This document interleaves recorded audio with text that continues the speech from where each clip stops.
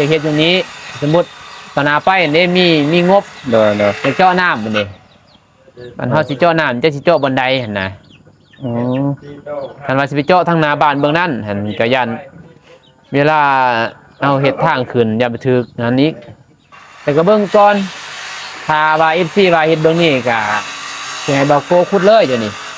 ให้โลโก้ขุดกับซอยแจวทีมงานเฮาได้สิขุดนี่เพราะแต่พูดก็กว้างเติบเด้เขาไปแสดงนั่นยังอยู่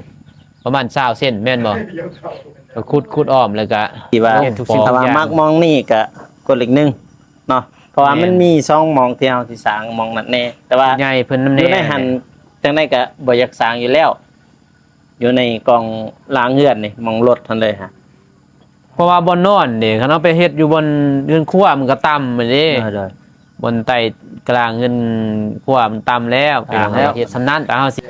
ถ้า3ล้านกระโปรง1 3แสน10ปอกอ่ะเท่าไหร่8ปอก ชาว8ปอกเนาะ 8ปอกเท่าไหร่บ่อีกดีปานใดปานนี้ 3,500,000บ่ โดย คูณ8เนาะ2ล้าน8แสน 2ล้าน8แสนบ่ อืม ปอกหนึง3แสน5เด้ แม่น 2ล้าน8แสนพูดนี้หมดเลยยัง2แสน 2แสน 2แสนบ่พอซ้ำพา บ่พอพาแต่ตื่มเลยจ้ะ เติมเลย50,000บ่แม่นบ่ มันได้แต่พาเดียวนี่ยังอีกแล้วมันถึง6แสนเนี่ยจะเติม4แสนพุ่นนะ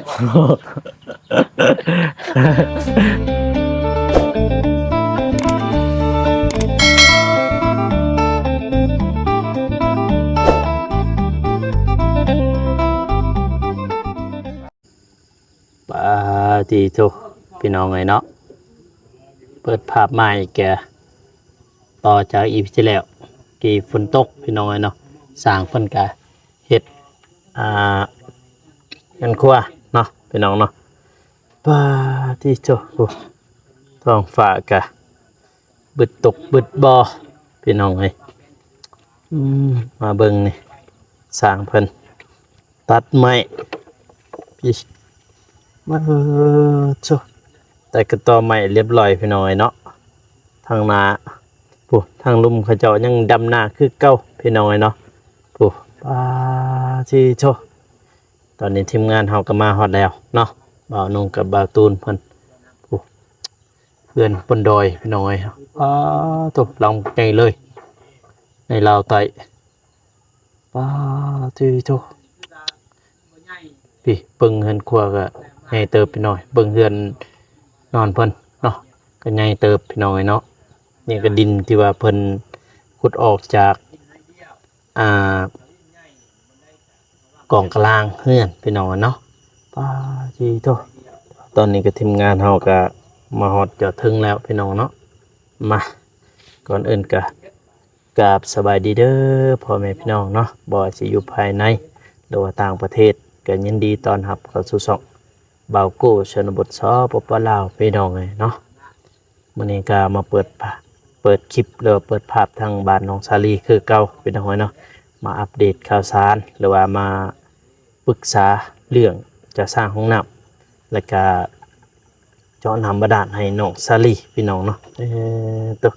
ก็ต้องได้ปรึกษาทีมงานเนาะว่าทางบ่าวน้องมีงบบ่แล้วก็ทางบ่าวตูนเด้มีงบบ่เพราะว่าทางเป่ากูตอนนี้มีงบ 5,000 เนาะพี่น้องเนาะเพราะว่าพอเพิ่นโอนมาแล้วพี่น้องจากประเทศไทยเนาะมาเพื่อสร้างห้องน้ำพี่น้องเนาะป้าที่ตัวก็ต้องได้ปรึกษาทีมงานว่าจะสร้างห้องน้ำอยู่ไสจะสร้างห้องน้ำอยู่มองนั้นหรือว่าอยู่มองนั้นหรือว่าอยู่กองล่างอันนั้นเฮาก็ต้องได้ปรึกษาทีมงานเนาะแล้วก็เพราะว่าที่ดินเนาะเพราะว่าที่ดินบ่เพียงพอพี่น้องเอ้ยเนาะครับแคบหลายพี่น้องถ้าสิสร้างห้องน้ำไปทางหน้าก็มันสิคือบ่มันสิงามบ่ก็ไปเบิ่งนํกันพี่น้องเอ้ยว่าสิสร้างห้องน้ำอยู่ไสก็ต้องได้ปรึกษาทีมงานเนาะพี่น้องเนาะไปเดี๋ยวเขาไปปรึกษาทีมงานเข้าไปหาทีมงานเลยพี่น้องไปต่อน้องเลยเนาะต่อจากที่โอ้เซตอันนี้บอสนี่ แม่นสิเสริม โอ้เสริม บ่ลูกต่างฮะ แม่น บาทนี่พี่น้องเอ้ยแก้ไขอันนี้แก้ไขเฮือนใหญ่ตั้งใหญ่โอ้ทมแล้วบัดนี้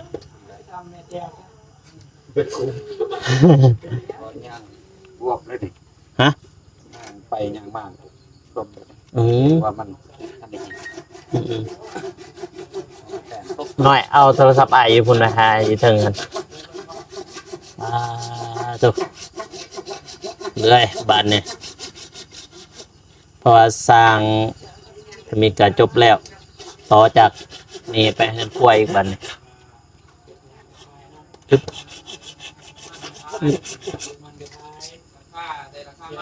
กันก่อน ฮะเพราะว่าเอาโทรศัพท์มาให้ไอ้ก่อนก็ได้อึ๊บฟ้าจ้ะพี่น้องไงเนาะมื้อนี้ว่าต่อจากนี้บ่าวกูว่าสิไปผู้บ้านน้องเดิมที่โตอึ๊บตัวน้อยหาโทรศัพท์อึ๊บเอ้ยคนละเวลาหายังหาโทรศัพท์เอาโทรศัพท์มาก่อนอึ๊บป่าอดคลิปก็ยังมาทันได้พี่น้องเลยตัว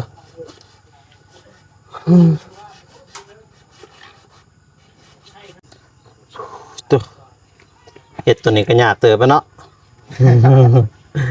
มันก็งาสิเสริมจากอันนี้ยานพี่ตัวนี้พี่น้องเอ้ยป้าทีมงานเฮาปรึกษากันเด้อยู่นี่ เบิ่งซีดีไทยหน้าพี่น้องเอ้ย แม่นบ่ พูดยู ใช่ ทูบเบอร์ได้พุ่น พูดบ่ ว้าย อ๋อโธ่ น่าซิงดีได้ แม่น จ บ่ อยจอยทุ่งไว้พี่น้องเอ้ย เ เบาจอยทุ่งไว้ เบาใจทางไว้สบายดีเด้อทุกคน สวัสดีพี่น้อง โดย สวัสดีเด้อ โดยเด้อ เบา ป้าจ้ะพี่น้องไงเนาะปรึกษาหยังกันบ่นี่ทางนี้ สบายดีคุณยาย ซาทั้งเบายับจังบ่ได้เบายับ ลาวและพังไทยและต่างประเทศก็ขอสวัสดีสบายดีเบิดสุขสุขคน โดยป้า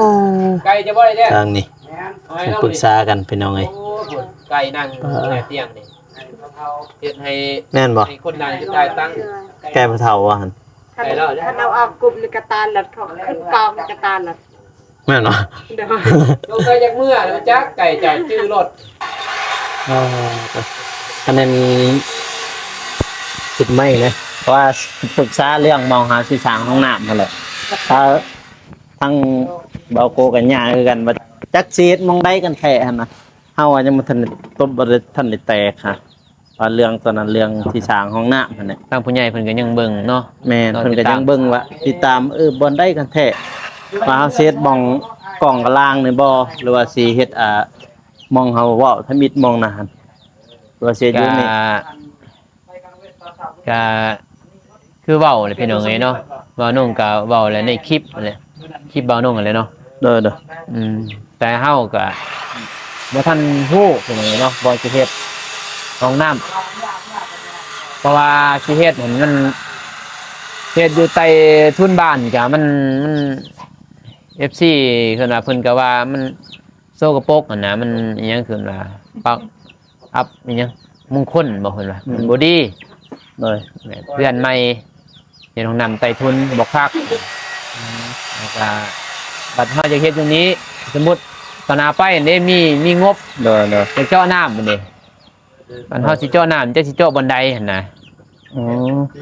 คันว่าสิไปเจาะทางหน้าบ้านเบื้องนั้นหั่นก็ย่านเวลา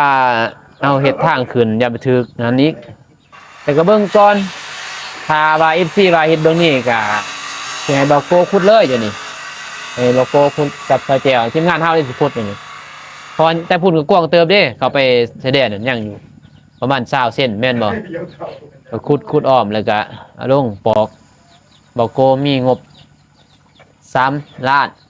แม่น 3 ล้านคือปอกหนึง3 แสน3 แสน 3,500,000นี่บ่ได้ตัวพาก็ต่างเลย พากระต่าง พากับ3,500,000คือกันพา อืม พาอัดนะก็ถืออยู่ทางเฮาก็เทินเฮ็ดแล้วก็เฮ็ดเลยถึงบนระบายน้ำเลยน่ะใส่น้ำเลยก็เทินเฮ็ดอันน่ะมีงบถ้าบ่มีก็เฮาก็เฮ็ดส่ำนั้นถ้า3ล้านก็ปอกหนึง300,000 10ปอกก็เท่าไหร่8ปอก ชาว8ปอกเนาะ 8ปอกเท่าไหร่ขอไปอีกไล่นะพี่น้องเอ้ยไล่จนพิษเบาอนงสมองมันบ่ดีปานใดปานนี้ 3,500,000บ่ โดย คูณ8เนาะ2ล้าน800,000 2,800,000บ่ อืม ปอกหนึง 8ปอก 3,500,000เด้ แม่น 2,800,000พูดนี้หมดเลย ยัง 200,000 200,000บ่พอซ้ำพา เออ บ่พอพาแต่ตื่มเลยเจ้า เติมเลย50,000บ่แม่นบ่ มันได้แต่พาเดียวนี่ยังอีกแล้วมัน ใช่ ถึง600,000นี่จะเติม400,000พุ่นนะเจ้าตื่มเลย400,000 2พาเหรอ แม่นแล้วพาเดี๋ยว2พาแล้ว พอ2คุมเนาะ แม่ แม่นบ่ แม่นแล้ว เออ เนี่ย คุมหนึ่ง 8ปอกนี่ คุมพายพี่น้องคุมหนึงก็คุมอาบ บาปเด้ แต่ว่า คุณ สิ ใบ ใส่ ก้อนน่ะ ถ้าสิใส่ลงสิปล่อยลงไปเลยก็ยันมันเปื้อนเนาะ โดย มันเปื้อนใส่ทางเขาก็สิว่าอีก เพราะว่าสมมุติเนาะทางผู้ใหญ่เพิ่นพี่น้องเอ้ยก็ถ้าผิดพลาดประกันใดก็ขอโทษเด้อเนาะทางผู้ใหญ่แหละถ้าว่าเพิ่นว่าให้งบซ้ำให้ทางน้องสลีซ้ำห้องน้ำ3ล้านนี่ได้แต่4ปอกสมมุติ เนาะนะ ก็ขุดแต่4ปอกก็ได้ หน่อย ตัว4ปอกกันน้ำล้างก็ได้ เนาะ แต่ว่าหมู่สิมาส่งนั่นแหละมันยาก เนาะนะ 4ปอกเขาบ่ยังมาส่งได้มันไกล นั่น เป็ดบอกเก็ดบอกอย่างนี้แค่นี้แม่นบ่ก็เทื่อนเสียมาเลยแม่นบ่แต่ว่าทางคันว่าทางผู้ใหญ่เพิ่นว่าจังได๋ก็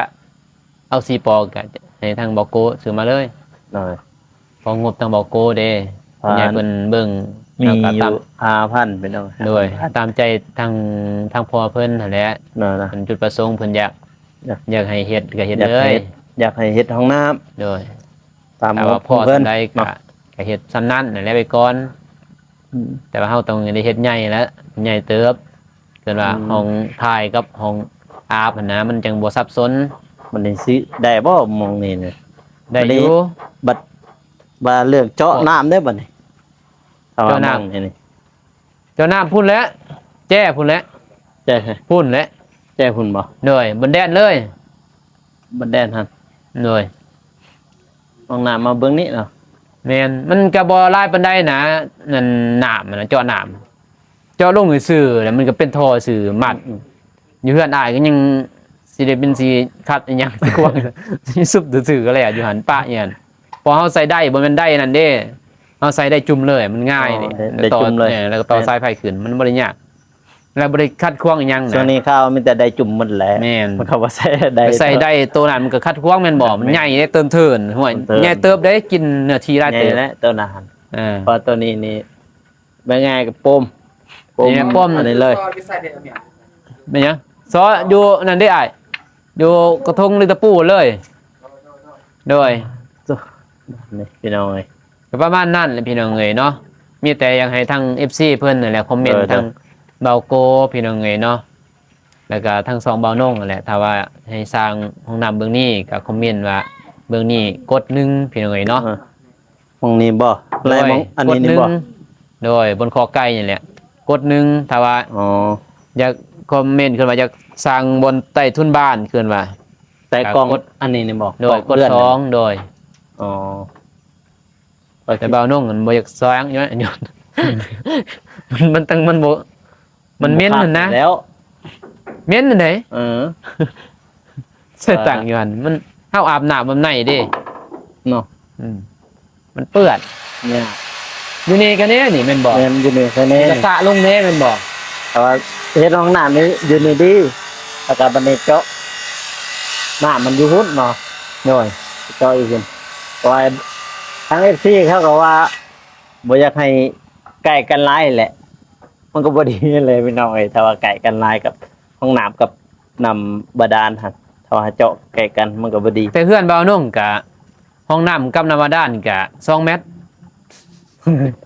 มันบ่มีดินเด้นี้เจาะน้ำนี้บนอายถ่าย ย่างไป2 เมตรซื่อ 2 เมตร ประตูกันซื่อๆนั่นนี่เลยแต่ว่าเฮาบ่ได้กินน้ำตอนนั้นเราใส่เพียงว่าเฮ็ดอยู่เฮ็ดกินนะล้างถ้วยล้างบ่วงแล้วก็ใส่อาบ ใส่ ซื่ อา อบ ใส่หยังเนาะ แม่นกันน้ำกินกับเฮาไปซื้ออันแหละเพราะมันอยู่ในเมืองเด้ หน่อย คือ ทางนี้ น้องสลีอยู่บ้านนอกนี่ อาบถึงกินเลยได้แท้ แม่น พวกในน้ำเพิ่น น้ำห้วยยังได้คือน้ำเปื้อนยังกินนั่นน่ะ อืม ก็ย้อนน้ำสำน้ำสางแห่งเจาะนี่แห่งคักแล้วน้ำบาดาล เพิ่นแห่งกินดีเลยกินนี้ ว่า เดียวดอก ว่าน้ำบ้านเทวดาเด้ โดย อันนี้ก็ต้องได้เฮ็ดให้เพิ่นห้องน้ำแล้วก็หมอเจาะน้ำน้องเนาะวันนี้ทางอ้ายบ่ได้ไปบ่ทางหาน้องเดิมมัน มื้อนี้เรานุ่งบ่ได้ไป เพิ่นได้บ่ มื้ออื่นพุ่นแหละ เพิ่นเห็นบ่ โดย เขาก็ว่าสิไปแวะเพิ่นเบิ่งไปเยี่ยมยามเพิ่น มื้ออื่นแหละแต่ว่าเจ้าแซ่ตอนเช้านี่ก็อาจสิได้ไปเพราะว่าบ่มีคนถือเครื่องให้เด้มันหนักเด้ ก็พี่มาทางนี้ก่อนได้ก็จักสิไปหุ่นจักสิมานี่ก่อน ก็เลยคิดว่าทำทางพุ่นซะ เพราะว่าต้องถือนั่นพี่น้องเอ้ยเนาะบ่าวน้องถือนมนั่นแหละนมสีแก๊สพุ่นได้ นะ เท่แล้วสีแก๊ส เออ แล้วก็เครื่องเบาตูนแล้วก็เครื่องเบานุ่งเองอีกสิไปพากทางน้องซิมพอน้องซิมก็บ่ได้ไปแวะหาดน เออ แต่เฮ็ดเฮือนน้องเดิมแล้วพุ่นแหละบ่ได้ไปแวะหาน้อง คือ ซิม กัน เลย นะบ่ทันได้ไปแวะบ่ทันไปยามได้ทางนั้นหาน้องเดิมได้แต่ ซ้ำว่าไปทีมไปปะเกินว่าบ่แวะไปหาน้องซิมเลยก็ต้องขอโทษขออภัยพี่หน่อยเนาะมันบ่ตวงบ่ทันนะลิ ว่าเฮาก็มาได้ทางนี้พี่น้องเอ้ยบางครั้งบางโกก็บ่ได้มา บ่แม่นว่าเส้นทางมันสิใกล้ๆกันได แม่น แต่บ้านน้องสลีนี่ไปหาบ้านน้องเดิมนี่ใกล้เติบได้ประมาณ10ได้บ่ ประมา ได้ ณ บ่ 7-8ลัก 7-8เนาะ โดยประมาณนั้น 8ลากก็ใกล้เติบแล้วโค้งขึ้น โค้ง ค่ ซ้า อย ยโค้งขวาฝนที่ทำ ขึ้นคอยลง ค่อย ไป อีก อืม เบิ่งคือ คันว่าไล่นี่ได้10ได้ ไล่ได้เท่าไหร่ เนี่ยมันลงเลยนี่เด้ก็ขึ้นเลยดิ ไล่ คันว่าจะแนม ตามทาง เบิ่งนี่บ่ถึงแม่นบ่มันใกล้ๆเฮาเบิ่งมันซื่อเด้ เดิน แต่ว่าเฮาไปนั่นนี่มันเนี่ยนี่แล้วก็โค้งนี่โค้งกันศอกไปเลยพี่น้องเอ้ยคืองูเลย ฮะ มันใกล้เท่า โค้ง นั้ ซ้าย นซื้อ โค้งขวา แม่น แต่ แต่ ว่า ว่าเนี่ยเบิ่งนี่ก็เห็ แต่ น ว่า ใก อัน ล้ นั้นทีมงานเฮาก็มีอยู่ผู้หนึงอยู่หั่นเนาะบ่าวจิ๊บ แม่น เพิ่น บ่าวจิ๊บ ก็ เพิ่นอยู่ อยู่หั่นแหละพี่น้องเอ้ยเพอเพิ่นก็สร้างห้องน้ำให้น้องเดิม ๆ เพิ่น เริ่มมาแล้ว แล้วก็บ่าวกูก็ว่าสิลองไปอัปเดตเบิ่งว่าเป็นจังได๋เรื่องราวทางนั้นฮอดไซแหละว่าบ่าวจิ๊บเพิ่นเฮ็ดห้องน้ำฮอดไซแหละสิแล้วแล้วอะไรสิยัง โบกยังเบิ่งในคลิปเพิ่นอยู่พี่น้องเอ้ยเนาะเบาหนุ่มก็เบิ่งก็ นั่น แล้วโบก เย็น แต่ เพิ่น ว่า โบ ทาง กอ ล่า ยู่ งทางล่างทางคางแล้วอยู่บ่ยังทันฮู้ตอนนี้แต่ว่าทางในนี่เพิ่นโบกแล้วก็เบิ่งคลิปติดตามเพิ่นตลอดนั่นแหละพี่น้องเอ้ยเนาะ เนาะ เบิ่งเพิ่นนั่นแหละก็น่าจะสิแล้วอยู่ แต่ยังลายอย่างเลยประตูยังนั่นแหละ แล้วก็เท่ยังอยู่แหละพองบนำเบาเจ็บเพิ่นเด้เรื่องของน้ำบันน้องเดิมพอทางเบานุ่งกับบ่มีกันไปกับไปอัปเดตให้พี่น้องเบิ่งกันซื่อๆแหละ อัปเดตอะไร คือกันไปอัปเดต มาเยี่ยมมาย่ามน้องนั่นแหละ พอเห็นน้องมันน่ะอยากกิน ทุเรียน หมักทุเรียน โอ้ไหวดีเลยเนาะ เห็นเพิ่นว่าอยากกินหมักทุเรียนก็เลยสิเอาไปให้เพิ่น บ่แม่นว่าแต่น้อง สงสาร เนาะ เพิ่น อ้ายก็อยากอยู่ แต่ว่าบ่ได้กินบ่ได้เด้ เป็นจะได้ เจ็บคอแล้วนี่ แล้วยังบ่ทัน นี่ว่า ให้ สิบ่ได้มาแล้วเจ็บคอนี่แต่ว่า อ๋อ จังได๋ว่าเบานุ่งจมอีก พี่น้องเอ้ยเนาะ โอเคก็ประมาณนั้นพี่น้องไอ้ก็มาถามไทยหรือว่ามาปรึกษาทีมงานเนาะพี่น้องเนาะว่ามองที่สร้างห้องน้ำก็ตอนในเบิ่ง FC ถาม FC เพิ่นนั่นแหละพี่น้องเอ้ย โดย เนาะ ก็ต้องได้ถาม FC ว่า เฮ็ดทุกสิ่งทุ ถ้าก ว่า อย่าง มักมองนี่ก็กดเลข1เนาะเพราะว่า แม่น มันมี2มองที่เฮาสิสร้างมองนั่นแน่แต่ว่า ใหญ่เพิ่นนำ อ แน่ ยู่ในหันจังไดก็บ่อยากสร้างอยู่แล้ว อยู่ในกล่องล้างเฮือนนี่มองรถทันเลยฮะ เพราะว่าบ่นอนเด้คันเอาไปเฮ็ดอยู่บนเรือนครัวมันก็ต่ำเด้ ได้ บนใต้กลางเงิน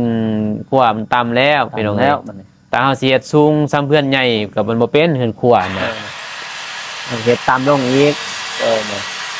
สิว่าเฮ็ดสูงๆเฮือนครัว นะ สูงๆมันก็สูงกว่าเฮือนใหญ่ก็บ่ได้ซ้ำเฮือนใหญ่ก็บ่ได้อีกแม่นบ่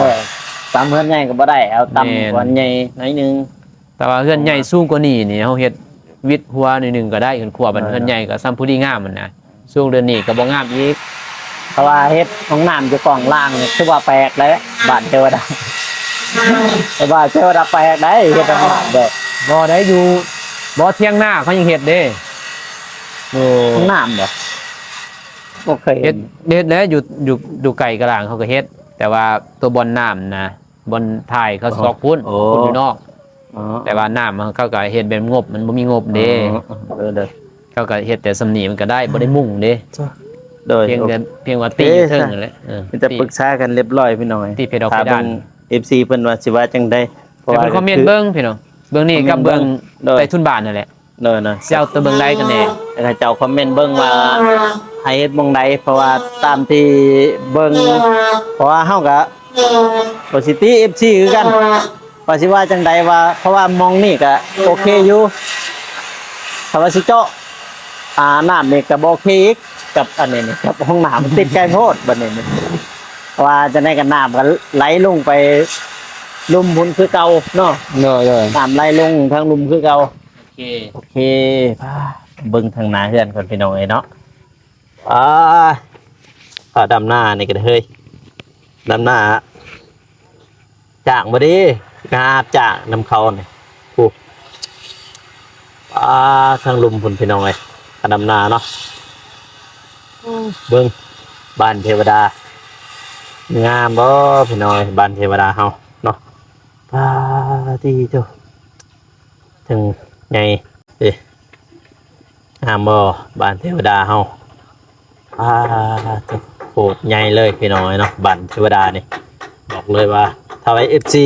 อยากให้สร้างห้องนี้กดเลข1มาให้เบาปูได้พี่น้องเนาะแต่ว่าอยากให้สร้างอยู่ในกล่องกลางเฮือนหั่นแม่นว่ากดเลข2เนาะพ่อแม่พี่น้องเนาะเพราะว่าก็คือเฮาสิสร้างอยู่ในกล่องกลางหั่นก็โอเคบ่มันก็